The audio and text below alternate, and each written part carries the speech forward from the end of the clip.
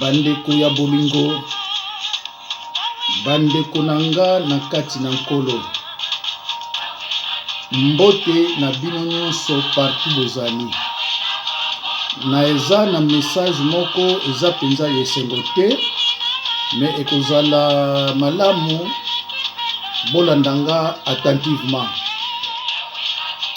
Message na nango bandeko eza na bato bele babenga concernant sataniste, je précise sataniste Jean-François Ifonge auti kofinga bakimbangiste na ndenge kosakana te, afingi bango baza bandoki, a demandé kutu na bato basambelaka kuna babima na kimbangiste.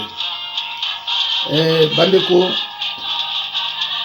biso basali na Nzambe tango to prêchaka parole toza na interdiction formelle ya ko toucher ba religion ya bato. Eza na bato mususu na ba religion mususu bazwaka Jésus Christ nde biso tozwaka ite, et c'est leur droit. Histoire ya kimbangiste, je crois monsieur oyo sataniste Ifonge ayebi yango te, ayebi yango tamkete. Mais soki biso to remarquer que na Bible lobi na biso batu nyonso oyo baza na kati ya Jésus Christ te, baza kosambela batu ezali idolâtrie, eza biloko oyo biso to ko enseigner yango na ba chrétien. Mais to ko luka ba querelle te, ba dispute te na ba religion mususu. Supposons que olobi ndengo na pa ya ba musulman, mais ozo ba problème ko sakana te. Donc afingi na ndenge ko sakana te, alors que yé aza sataniste. Sataniste c'est plus qu'un sorcier. Alors bandeko na yeli bino poto kota na kati ya liloba. Peto tala Ifonge soki azali sorcier to aza sataniste. Soki azalaka initié to azalaka initié te, parole ko ba biso yango. Bandeko eza mawa mingi tango nazoyoka muto nazoloba ke muto oyo banda to yeba ye kaka ba discussion kofinga ka bato serviteur de circonstances misama kufiye wana ye mbangu kutike misama mwasi ya matusa mwela ye kofinga bolomi de kofinga ba pasteur ba mibi ko do musala na ye yango wana. Alors bino bozo landa muto ande wana, mais parce que c'est un sataniste. Alors bon landanga bande ko la bokebi boko yeba soko azalaka initié to azalaka initié. Oyo nyonso na koloba awa eza oyo ye ebima na monoko na ye. Ngai ako poursuivre ngai te, parce que soki alinga poursuivre nga akoloba balobaki na nga boy. Oh balobaki boy, mais c'est normal baninga na bio bandoki tango bazo bundisa basala na Nzambe. Faut ezala kaka balobaki na nga boy, basala nga boy. Mais ngai na kokota na vie privée na yo te, nazo mema yo na parole de Dieu. Ti na kosukisa na parole de Dieu. Alors bandeko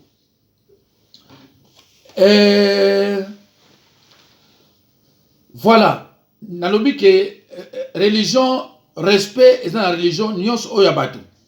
Alors bande ko ngai na acte des apôtres na bandia na acte des apôtres 10:28 oyo baza na Bible kuna toza na interdiction formelle ya ko benga mutu sorcier, ya ko lobana mutu Jézabel. Bible eza ko pekisa yango.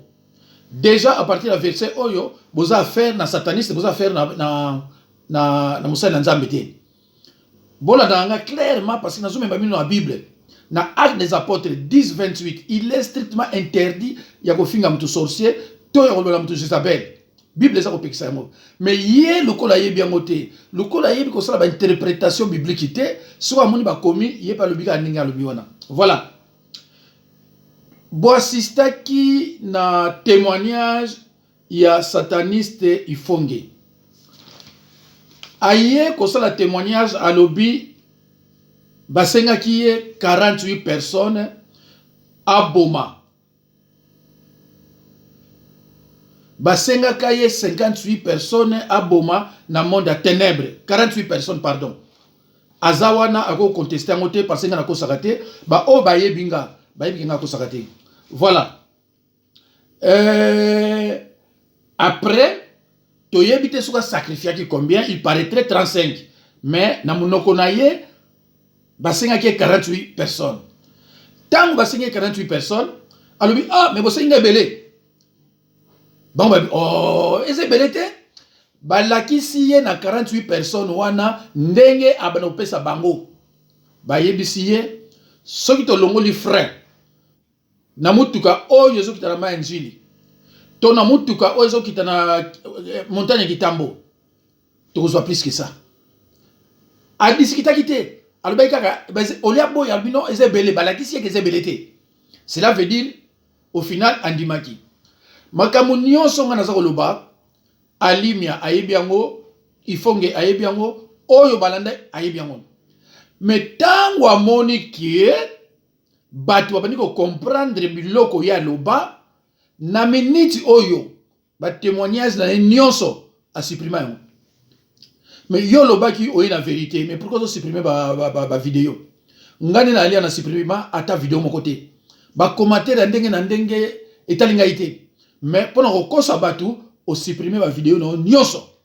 Alors bino to landa kaye ba aveugle bolo banaye azong saba vidéo oyo ya ba témoignage na ye boko yoka nyonso ngazolo bakuna. Alors balobi na ye lisusu selon ye moko ifongi asala amour na bana na ye to yebite soko asala to asala na yete nga na yebite mais na batu mususu baloba ke asala. Voilà. Alors Alimia a posé une question pour na poitrine na ye. Alobi mais il faut que nazomona poitrine na yo batatouage poitrine mobimba mais ezali pona nini boyoka réponse il faut que pas Alimia. Alobi parce que na banaye ko adorer Satan soki ngai na kosi Alimia akoleka alobaki ngai na kosi et soki ngai na kosi nzambe azolokumu. Mais on a zoloba question na Alimia mta posé na ndenge ya poitrine na yeza na ya kopola na ba tatouage a répondre Alimia boye parce que na doraka na banaye ko adorer Satan. Alors bandeko mutu oyo abanaki ko adorer Satan babenga kai nani sataniste. Dans le monde spirituel le chat est appelé par son nom. Alors quand nazolo ba sataniste c'est injurité na monde spirituel babenga kai eloko na komona ngo. Alors après bamakamu ndenge le kaka il faut que akena ko beta concert a comme chef d'orchestre na concert abetaka tango ayeko kota ayeko kuta plein moko ya ko sakana te o nazoloba ezaba dire na ye. Alors azoka mbongo ebele oyo azwaka wana euta pa Satan parce que Satan mutatinda batu wana nyonso basala plein. Alors mbongo ngo aliaka yango bolo ndanga malemba ndeko nanga. Alors directement tango asali ba biloko yo mbala moko ifonge c'est autoproclamé serviteur de Dieu. Mais bandeko na kolakisa bino akosaka te tango lobaka serviteur de Dieu na kolakisa bino bomoni eloko na encadré botala ngo bien bomoni serviteur de Dieu ngode ba combien on na ebite so bomoni on na bandi bomoni on serviteur de Dieu en minuscule. Serviteur de Dieu en minuscule et nous ba serviteur ya Satan. Na rien à faire comprendre ma ko yori parce que boyebité. Alors ceux qui bomoni oyo serviteur de Dieu oyo bomoni ba komango attends na ebite so bozomona ceux qui bomoni ba komi serviteur de Dieu Dieu en majuscule ezabiso so bomoni ba komi serviteur de Dieu en minuscule Dieu oya muke wana ezade bango. Donc tango ya zolo baza serviteur de Dieu bino bozo comprendre te serviteur de Dieu ya wapi ya monde des ténèbres. Dans le monde spirituel nous avons des royaumes. Le royaume de Dieu ils ont amour, joie, paix na Saint-Esprit. Na royaume ya diable, c'est-à-dire pas ba sataniste. ils ont la haine, ils ont la amour, ils ont la Saint-Esprit. Alors, tant que vous avez un Saint-Esprit, vous avez un Saint-Esprit, yo landaka ye, yo benye pour avoir la délivrance, mais vous avez un Saint-Esprit pour avoir la délivrance. Yo benye pour ça la prière, nous avons la prière na été parce que entre ye, nous avons une connexualité. Sataniste, ce n'est pas un chrétien. Donc, nous avons un comprendre comme belé. Alors, mbalamoko abandi koteya. Bible lobi na biso nini na 1 Timothée 3:6. Boyoka Bible ndenge lobi. Il ne faut pas qu'il soit un nouveau converti, de peur qu'enflé d'orgueil, il ne tombe sous le jugement du diable. Oyo bazoloba na mutu azala kindokite, mais mutu oyo yo a se convertir mbalamoko akomi musali na Nzambe. Vous pouvez remarquer, nous avons toujours un orgueil, parce que aza formé. Alors, ndenge peut frapper, le coup de sataniste. Tant que vous avez dit, mbalamoka simbi Bible, je suis serviteur de Dieu. Ah, ndeko nanga, faut la peso ba yom tozo landae.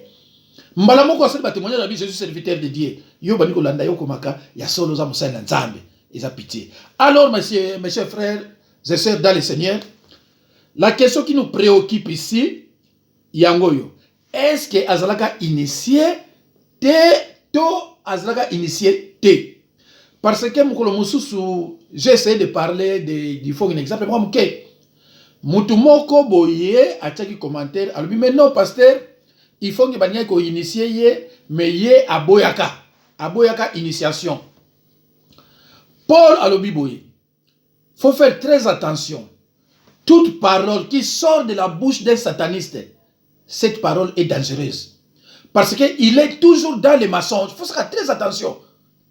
Il y a un Paul, aloba inabiso, dans Ephésiens 4:14. Ne soyez plus des enfants flottants et emportés dans tout vent de doctrine. Pourquoi la Bible? Pourquoi nous avons la Bible? Alors, ndeko, boyokanga, il faut que azalaka initié, to azalaka initié te. Réponse nanga, azalaka initié, c'était sataniste. Alors, boyoka tozo continue na question oyo ya initiation. Ndeko nanga yom tozo landanga. Est-ce que yo bako sengo maramo pesa biso deux personnes? Touké. Est-ce que yo bako senga yo mama na yo? Yom tozo na kindokité. Bako sengo mama na yo? Bako sengo moté? Pourquoi bako sengo moté? Mais parce que o lekina na initiation te. Avant ba senga yo, il faut oleka na initiation, ba menisio makila ya batu. Et commission motema mabe. Ozoka initiation, après ba yeko senga yo, ba fongolisio miso oyo ya kindoki. Obani ko comprendre, ba bani ko bimisa yo, à ce moment-là, ba ko senga yo siko batu. Ba ko senga yo jamais batu. Sans que vous passiez dans l'initiation, qu'est-ce que vous ne comprenez pas? Ndeko, je reprends. Yo, ndeko nango zola nanga, ozando kite. Est-ce que bako sengo bat? Mais si vous sengo bat, vous sengo ndengeni. Et on peut ça bako pe ndengeni. Parce que oyebi de ba pesa kate. Pourquoi? Parce que on le kana initiation te. Pour ba sengo bat, il faut le kana d'abord na initiation. Au komi ndoki, soit au komi sataniste. Après, ba sengio batu. Pona olia babiloko na bango. Osali pacte sikoyo. Tawa no sengo batu. Osali déjà pacte na Satan. Tango osali pacte na Satan, il faut oboma. Deko, il faut oboma. Bobi man distraction. Kama exemple on a vu, ce qui yo comprendre te. Deko, c'est cosa insensé. Je reprends. Yo, osana kindokite. Bako sengo deux personnes, to une personne. Mais si on va yo, pesa biso mamana, on pesa mondeni. Mais parce que on passe dans l'initiation, on y rien. Alors pour vous dire maintenant que tant où il faut que basinge 48 personnes à l'écart déjà dans l'initiation, ba fongola déjà mis à comprendre après basengiye. Comme preuve, tant où basenga qui est aboya kité, alba kaka ezebele. Babité ezebele te relation ngo pesa bango. On a solo banabino. C'est Fonga qui a dit ça. Ils ont été. Yé moutalobaki na que c'est belé. Ceux qui ont contesté, bon, on a négocié. N'a pas bien que ça preuve. Mais ceux qui ont contesté, bon, on a négocié. Est-ce que vous comprenez ce que donc, il était initié. Alors, le qu'on a dit initié, c'est que c'est sataniste. Jusqu'à présent. Alors, quelle différence, mes chers frères et sœurs, faites-vous entre sorcier et sataniste? Sorcier, azam tu pamba. Bino banga sorcier, baïbo banga parce que vous avez bibliothèque. Sorcier, azam tu pamba. Sorcier, ba mususu bazaba teka na ba wenze, ya bandoki. Koteka ba nini ko sokola bila ba bandoki tout ça. Mais sataniste, azam ministre à Satan, ndenge biso zaba ministre ya Nzambe. Sataniste, yako kanga 10 sorcier même ça abomi bango. Sataniste akoya okuta bazo linga ba bomayo, yako peksa mwa botika e. Mais à cause de la montée pour bazaba nani, bazaba na tata moko, maman moko. Donc, un sataniste, n'a pas un exemple, il y a Kaka Ifonge, donc, yo zo finga bato bandoki, ozo ko bomba na nasima, alors que yo est sataniste. Est-ce que bandeko bino to landanga? Et vous avez compris maintenant que c'est un sataniste. Alors, ce que yo comprenez qui c'est que yo posandoki. Ce que yo comprenez qui c'est que yo osandoki. Parce que c'est clair. Bako sengo mutute, ce que ça initié. Bako sengo te pesa biso maman na yo, pesa biso tata na yo, soki oza initié. Ava ba senga yo au passant à initiation déjà. Donc oza ndoki soit sataniste. Alors, c'est grave, il faut que c'est un sataniste, c'est pas un sorcier, c'est un sataniste. Donc mokonzi ya bandoki. Ya fini bato kimbangiste bandoki. Mais yé aza mokonzi ya bandoki. Alors to tourner page. Abandi ko prêcher sans répétance. Abandi ko prêcher sans répétance. Actes des apôtres 19, 18 à 19. Aux yeux Bible, au tangi, kuna balobinini, bateau bazana monde à ténèbres. Il faut baya na confession, na répétance. Yé alikiwanate.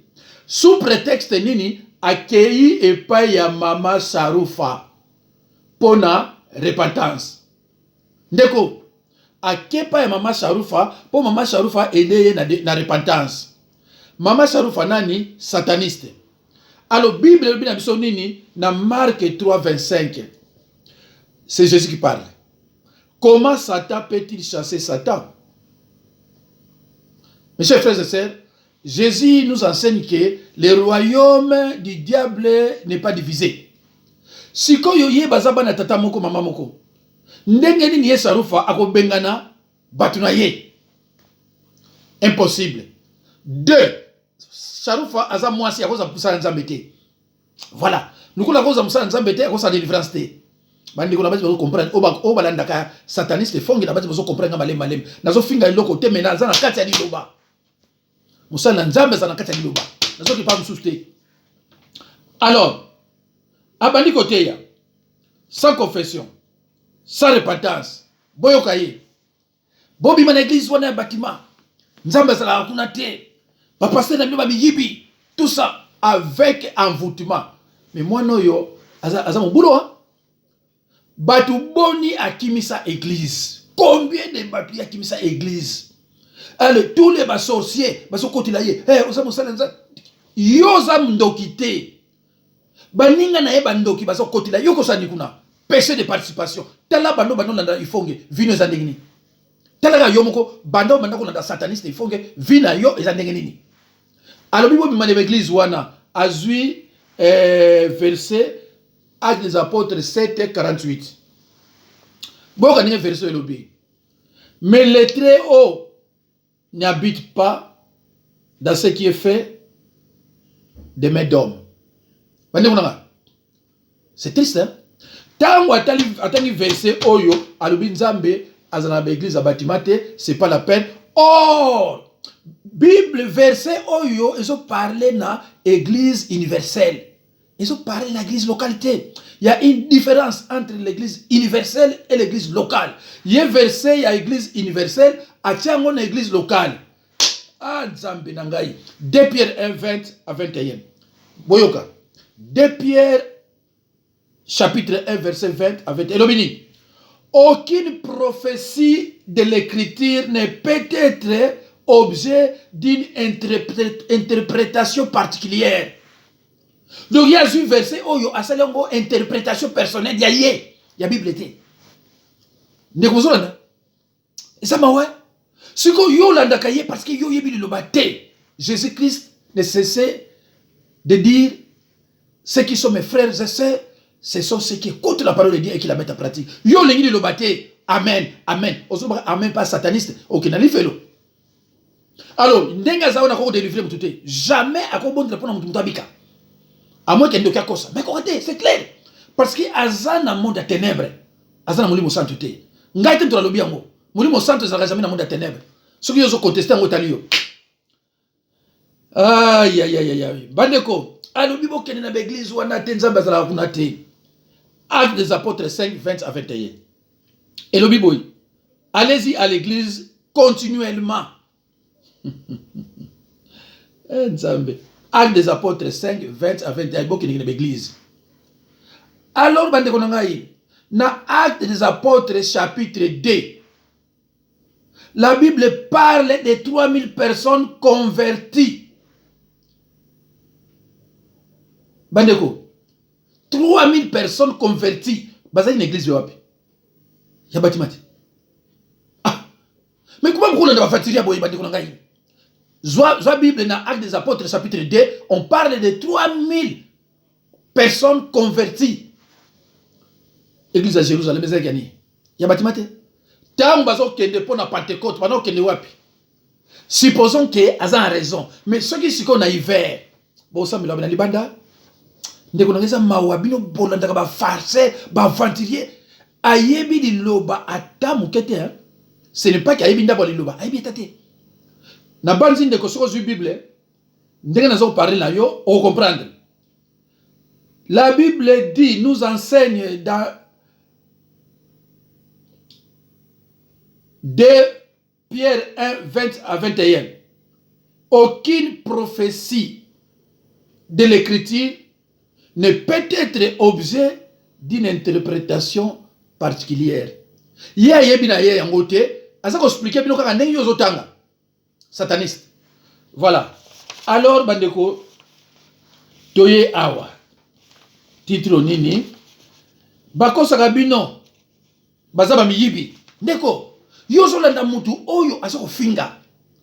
Prêcher parole ko obligé batute. Mais tango azolo bana bobi mana l'église ona asa ko pesa bino ordre. Ils vont prêcher parole te. Asa ko pesa bino ordre bobi ma kuna. Azolo le on envoûtement. C'est triste. Alors, la dîme ne trouve pas. Alors, dîme est la biblique, dîme est la dîme ne trouve pas son origine dans la loi mosaïque. Genèse 14, 17 à 20. 3 questions principales doivent être considérées. Ndeko, il faut que nous ayons ce qu'on a prêché sur la dîme. Tant que nous avons raison. Mais 3 questions principales doivent être considérées dans l'Ancien Testament. 1. De quoi les Hébreux devaient-ils donner la dîme? 2. À qui les dîmes étaient-elles offertes? 3. Où les Hébreux devaient-ils apporter leurs dîmes? Neko, ce qu'on traite, point oignon somi sato. Oye sikoyo awa na B. Est-ce que Jésus-Christ et les apôtres ont-ils enseigné sur la dîme? Sikoyo o préparé matin na yo o tie. Mais ko benga bato amibité eza obligé te bato bandi ba matin na yo. Tango na tchaka matin na nga na obligé bato te bandi ba yango. Mais monta a kota afandi abi oh. C'est grave. Yo oza ko forcer bato, oza ko obliger bato parce que Satan a tinda ki yo ko bebisa bana nzambe. Ndeko. Alors, bo se mette offrande ezalakate bazaba miyibi. En tout cas, bandeko na ngai. Eza na eloko moko naza nango awa. Mais je crois que tout le monde a noté un sataniste, un sorcier, azolo bandenge satana, a boaka basai na nzambe lukuta pour na bébé saba na nzambe. En tout cas, ceux qui na moni yango, et vous amala au mingi. Mais sur la monnaie et vous avez moi passé. Voilà. Donc, alors. Ephésiens 4:14. C'est là. Des enfants flottants et emportés à tout vent.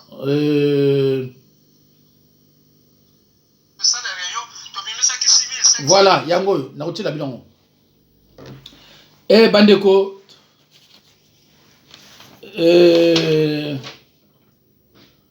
Alors,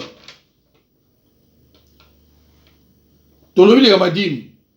Tolobi que le bandika offrande. Bandeko, Actes des Apôtres 28, 30 à 31. Paul, dans Actes des Apôtres 6, pardon, 28, verset 30 à 31. Bazon ba Paul a ça qui 2 ans à Rome. Abaneko yamba ba nanzambe a ça délivrer à Osalani. Paul ne travaillait pas. Il faut que yebisa batuna yo. Abanako liandeni. Abanako latandeni. Parce que abanako salate. Ce qui oloba ki abanako sala bima oloba. Bandimi mtori ba charge na wana nyonso bandeko ngai. Les mêmes apôtres Paul, dans Actes des Apôtres 18, 11, que nous avons. Alors, il faut que la Bible, dans 1 Timothée 6, 18 à 19, recommande leur de faire du bien, d'être riche en bonnes œuvres. Il faut que nous expliquer de bonnes œuvres, d'être riche en bonnes œuvres. Donc, qu'est-ce qu'on a Jacques 2, 26, c'est Toyoka. Comme le corps sans âme est mort, de même la foi sans les œuvres est morte. Il faut que nous senga na pas yozali ozwa thème oyo ya Jacques 2, 26 au prêchango. Soko prêchango batunanga bakoyebisanga ke yo prêchango alors na moment na osambwa. Parce que na yebisio ke okitomata oko prêcher oyo te. Soko tete me prêcher. Jacques 2, 26. Comme le corps sans âme est mort. Est mort, et de même, la foi sans les œuvres est morte aussi. Na osenga na yosoza musala nzambe meka ko prêcher Jacques 2, 26. Mais na yebisio déjà avant que komekate parce que na kosambo sona ne osanate poko kangote. Voilà. Alors yo na monde à ténèbres. Tant bazo sengo batu eza ko semer. Oye kote oyo olingi batu ba semete.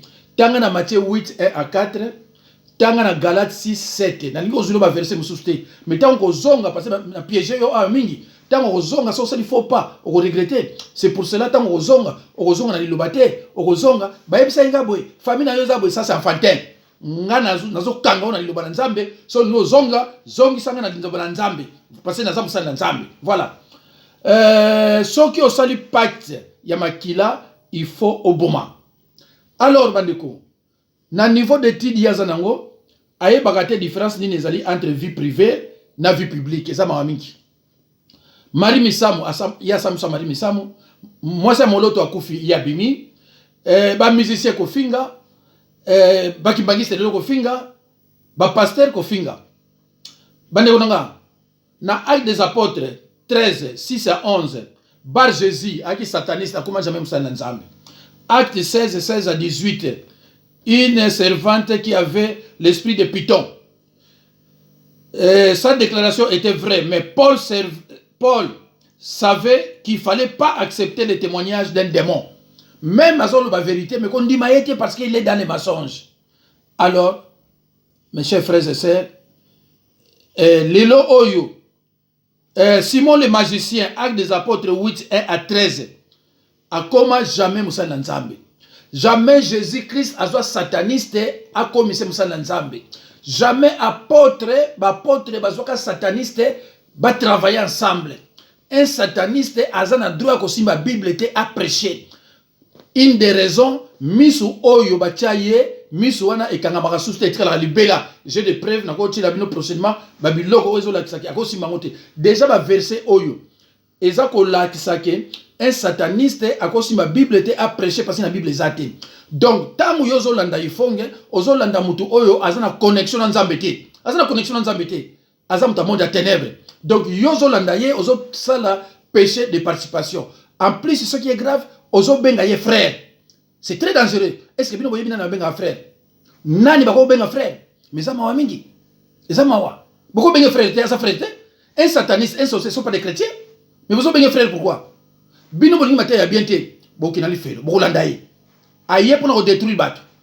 Na moni maté ya ne atei mikolo oyo, atei ba job na banini, bandeko eza mawa, aye bien. Soki akosa la faux pas, na kozo ba maté ya wana nyonso, na kola examiner ba faute tunso eza wana bo regretter. Boyo ka muto yo ndoki ndenga zoloba. Pasteur, au na province na ya ba Congo. C'est là en 1985. En 1985. Tu sais qu'il est ici combien? 6500 pasteurs. 6500 pasteurs. Oui. Le pasteur on a dit pour aller pour passer à l'église. Le pasteur on est pour passer ma bible ba ça sur renfort ya ko so ba to ba que ba zo sambela pour ba so mo ko renforcer misala ya ange cyprien. Oui.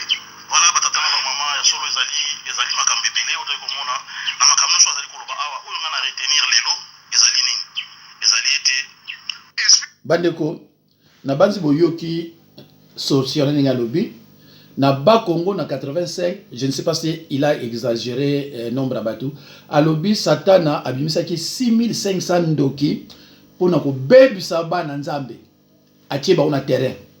Alors tangu satana azako tinda bato ndengona yo zoki no lobaka amen. Yo mutu oyo ye moko lobiki ba seigneur nga 48 personnes. Yo zo na confiance na ye. Yo zo na confiance na ye. Mais c'est très dangereux. Mais c'est regrettable. Comment au quotidien bas serviteur de Dieu il y a bien aux qui n'est pas sataniste. Sataniste c'est encore grave. Sataniste c'est encore grave. Sataniste c'est la société. Sataniste c'est mon conseil sorcier. Donc Satan a tindi ya bikende di yo pesala ni na yo. Tango ya ye tous les bandos qui baye bike aye ko sala œuvre na bango. Siko yo zalondo kité alu yo po koti kuna quel buzoba. Ba utek na Allemagne na famille moko boye Jeffrey Fonge po ba kino bonde la kuna. Garçon na benga ay papa tango azote ya ko tozo corriger ye. To bi mambate yo zote ya ngote. Batu o ba uta kuna bayaka apa nanga. Et sur bazolo bande ko za mawa. Ngabi mais vous êtes des malades. A koki ko délivrer binote parce que ça mon limo salte a plus ay parole te. Ndeko so no ba musana nzambe contre mateya na ye tala mateya na ye mateya ne koloba ngaso contre mateya na nga kaka so koti tango bima et peut sur quelque chose so koti ko tango ko bima et peut sur quelque chose. Mes chers frères et sœurs dans le Seigneur nzambe apambola bino vraiment merci beaucoup ndeko bolandingai bocha biloko na tie awa bocha ona misala bo meka ko vérifier ba verset biblique on a pesi bino soki eza ya moté boti na ba commentaire. Merci nzambe apambola bino et à la prochaine occasion. Voilà. Bandeko bo fongona miso bo se laisser faire te na kombo na Yesu nzambe apambola libota na bino bimba. Au revoir.